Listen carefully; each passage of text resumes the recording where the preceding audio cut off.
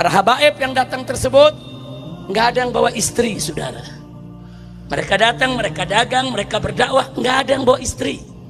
Lalu apa yang terjadi? Mereka kawin dengan orang Indonesia asli, saudara. Yang di Aceh kawin dengan orang Aceh, yang di Palembang kawin dengan orang Palembang, yang di Kalimantan kawin dengan orang Kalimantan, yang di Ambon kawin dengan orang Ambon, yang di Irian kawin dengan orang Irian. Sampai hari ini berapa banyak kepala-kepala suku di Irian habaib dari marga Al-Hamid, dari marga Al-Haddar, saudara. Kenapa? Ibu-ibu mereka anak-anak daripada kepala suku yang ada di Irian. Semua imigran Yaman laki-laki yang datang ke negeri kita ini, Indonesia, dari dulu sampai sekarang mereka tuh semua mau kondo. Memang siar nggak ada, mereka tuh mau kondo. Mereka tuh numpang makan, numpang hidup, numpang buang sperma. Tahu sperma kan air mani. Nah, itu memang mereka di sini kerjaannya dari dulu sampai sekarang. Itulah imigran Yaman Ba'alawi. Dalam surga semua ini yang lebih penghuni parah lagi. surga laki-laki dalam kesibukan. Apa kesibukannya? Kita dah bahas. Memecah perawan istrinya 24 jam non-stop. Ba'alawi yang datang ke negeri ini dari dulu sampai sekarang itu mau kondo. Mau kondo. Nah, kalau mau tahu mau kondo itu tanya orang Medan apa mau kondo.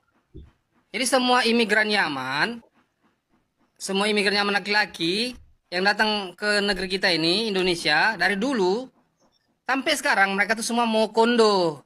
Memang itu faktanya. Mereka tuh nggak ada modal ilmu, nggak ada.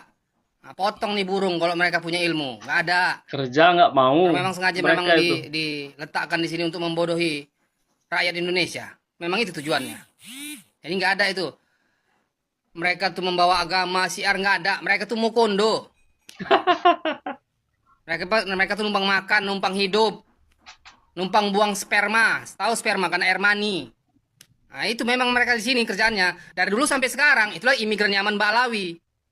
Jadi kita nggak usah kita tutup-tutupi lah. Orang udah ketahuan kok.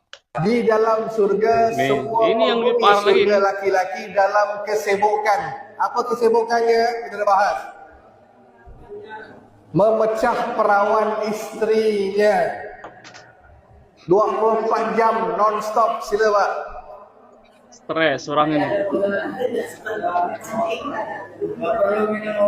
Nah, tak perlu buat ubat kuat Bapak minum tak perlulah. Pak, penghuni surga laki-laki Allah berikan kekuatan 100 laki-laki. Laki-laki gagah, bukan laki-laki yang lemah. 100 laki-laki yang gagah.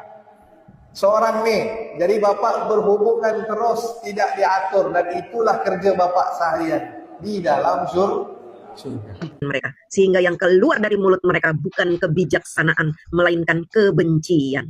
Tidak ada dalam ajaran Islam kita mendoakan keburukan kepada orang lain. Tidak ada. Betul Dari sekali. mana seorang Rizik Sihab bisa berdoa dan diaminkan oleh jamaahnya seperti ini? Ya Allah, maka bikin susah hidupnya, seretkan rezekinya, jangan berkaki nafkahnya. Malaikat, saya mau masuk surga deket inian surga Firdaus. Mungkin gila lu kata malaikat. Kalau kita mau bikin KTP, kita deketin dulu anak cucunya biar harganya murah. Kong, ini kan temen aye Kong. Udah bawa kemari, nggak bakalan marah. Mbak Firza ini seorang perempuan yang di PHP-in oleh seorang tokoh Mukibin, saudara. Tokoh bosnya Mukibin, yakni Gurunda Habibana Maulana Muhammad Rizik bin Husain bin Silab Al-Kaburi, saudara. Nama aja nggak berani si cebol Rizik. Nah, misalnya sebut Gus Fuad, Jenderal Dudung, jangan Jenderal Monyet. Gitu. Nyali. Gitu. Takut ente. Coba lihat kami nggak sensor. Si Rizik Al-Kaburi, ay kontol, gue bilang gitu. Ya. Kenapa Ijik? Hilang biji flare-nya. Mengungsi tiba-tiba. Kibin mengungsi juga. Olang pelang. Sayyidina Rijik dan Tungkulah berjuang di Aceh. Iqbal cuma numpang foto dengan senjata. Sayyidina Rijik berperang berjuang di Aceh. Kapan? Ente salah informasi. Sayyidina Rijik lu berjuang di kamar mandi. Apa harus gua baca lagi? Males gua sama mules. Sama Firza dia berjuang gitu. Kalau nggak ada tsunami, nggak ada perdamaian di Aceh, mana bisa masuk? Seandainya masih konflik, si Rijik masuk ke Aceh, gua duluan yang bocorin kepala dia. Cuman karena udah damai, saudara. Nah, Iqbal lupa jasa Sayyidina Rijik yang membantu mendirikan GAM. Oh iya, beliau bukan mendirikan GAM, beliau mendirikan Otong. Udah berdiri, tapi kayak duduk gitu. Padahal udah posisi menantang itu. Kan seperti beliau, Otongnya. Beliau kan udah berdiri itu, tapi kelihatan kayak duduk. Menurut beliau udah gagah sekali, menurut Kibin juga udah gagah sekali. Padahal kita lihat berdiri aja kok kayak duduk gitu. Karena cebol. Namanya aja si kecil. Iqbal ini nggak ada adabnya ke zuriyah Nabi. Oh tentu, saya sangat menghormati zuriyah Nabi. Tapi kalau ngaku-ngaku zuriyah Nabi, aduh, itu penipu, saudara. Harus dilawan itu. Wajib hukumnya. Menjaga kesucian nasab Nabi, saudara. Bang, kenapa gigi kori ompong? Mungkin karena sering ngejilat.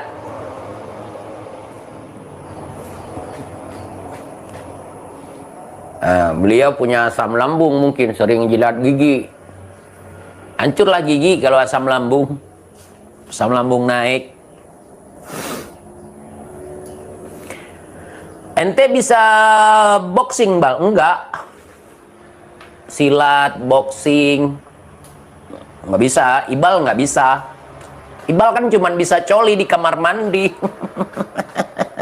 Sambil chat mesum.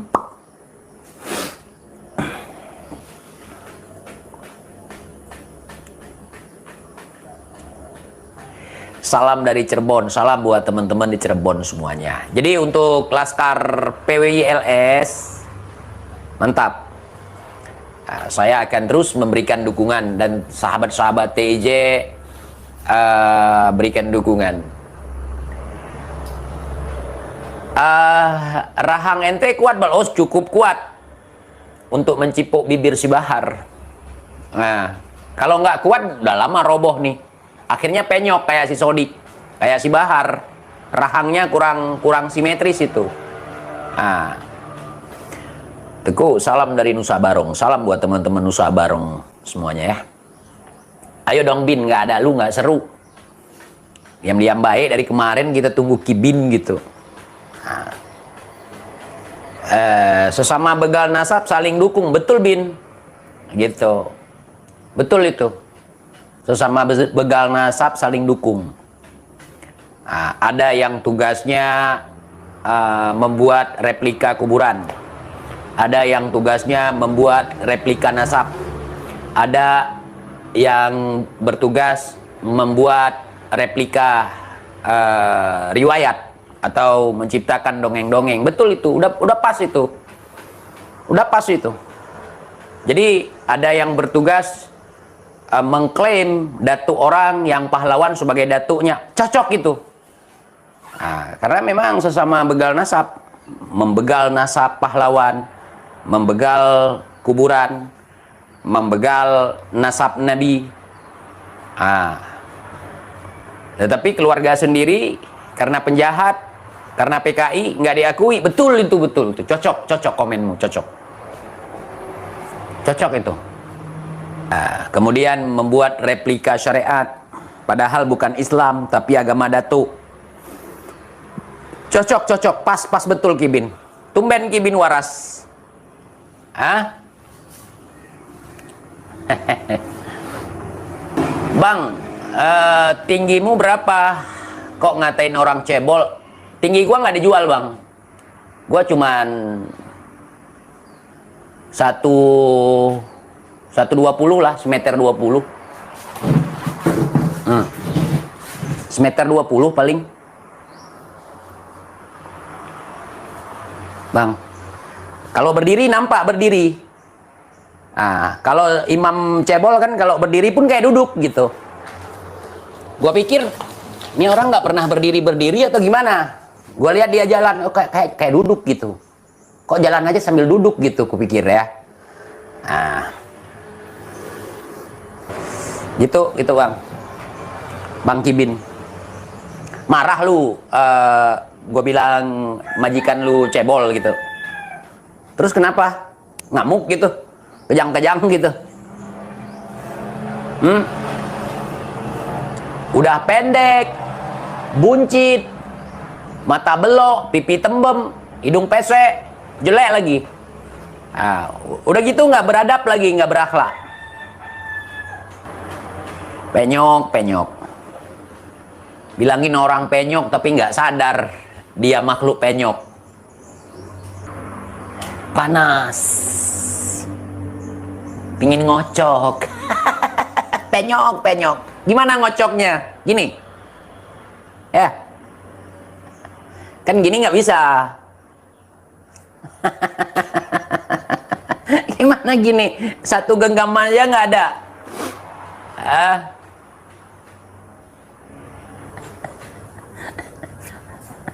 Lah gini, kalau gini terkelupas lah.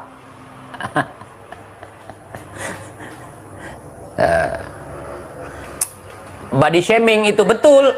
Body shaming itu. Terus kenapa? Kan delik itu. Body shaming itu. Yahudi pesek. Itu body shaming. Nah, ketika teriak monyet gue lucu. Kok monyet ini nggak ngaca gitu. Nah, yang diteriakin monyet itu manusia. Nah, yang neriakin monyet itu mirip manusia. Allah, nih orang nggak nyadar gitu. Nah, coba kan dikasih ekor, persis Hanuman versi mini. Monyet ini. Jangan bawa-bawa suku. Emang bawa suku kenapa? Nggak boleh. Kita serang langsung ke Petamburan. Jangan! Itu menyalahi aturan. Itu mengangkangi undang-undang. Nggak boleh. Nah, kita akan menyerang apabila diserang, saudara. Nah, jadi di sini tugasnya penyelamatan, bukan penghancuran, gitu. Kalau penghancuran itu ada saatnya nanti. Nah, kalau negara tidak turun tangan masalah ini, nanti